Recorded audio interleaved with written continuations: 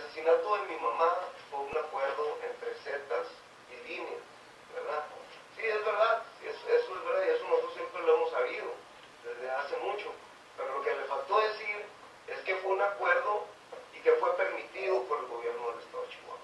Porque el asesinato de mi mamá se llevó a cabo ante la mirada del gobierno del Estado. Ellos sabían que mi mamá estaba corriendo peligro, ellos sabían lo que iba a suceder, y en vez de protegerla, limpiaron el área, y ustedes pueden revisar los videos, y dime si ves una patrulla en 15 minutos